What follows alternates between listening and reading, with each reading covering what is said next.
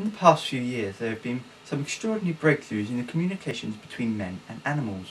Some outstanding cases being between those of dolphins and with owls, but in the forefront of this field is Professor Timothy Fielding.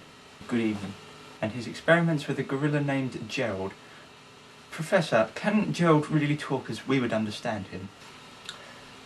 Yes, he can speak a few actual words. Of course, it was extremely difficult even to get into this stage. When I first captured Gerald in the Congo, 67 I think it was, 68, there was an awful lot of work to do with him, and he was enormously slow and difficult.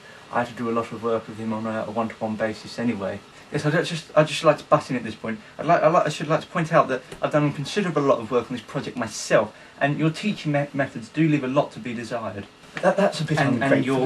I'm sorry, if I can put this in some sort of perspective, please. When I caught Gerald in the Congo in 68, he was completely wild. Wild? I was absolutely livid. I've never been trapped in a cage before in my whole life. Well, clearly all that's changed now. Yes, because You were brought up in the Professor's own house. Yes, he's living with me. Gerald, I was going to ask you, do you have a mate? Yeah, I've got lots of mates. There's the Professor, there's his son Toby, there's Raymond next door. No, that's not exactly what I mean. You didn't tell me you're friendly with Raymond. Well, do I have to tell you everything? How has Gerald reacted to being separated from his family? Well, to begin with, Gerald did make various attempts to contact his old flange of gorillas. It's a troop, Professor, a troop of gorillas. It's a flange of baboons, for God's sake. He sent them the occasional letter, but I couldn't really see the point. I mean, they either ate them or wiped their bottoms on them. Look, you've never actually got on with my mother. Well, she didn't exactly like me, did she?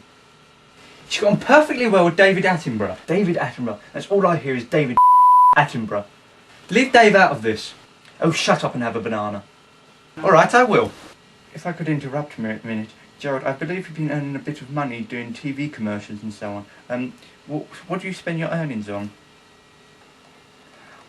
Well, I suppose you expect me to say I spend most of my money on bananas and peanuts. No, not at all.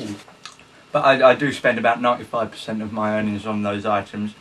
But I put some aside for little luxuries. I'm very keen on Johnny Manthus. Yes, you're not kidding, are you? When a Child is Born blaring out at all hours when I'm downstairs trying to do some work. Look, the production on that album is simply amazing. My serious scientific project, and you act like an absolute child.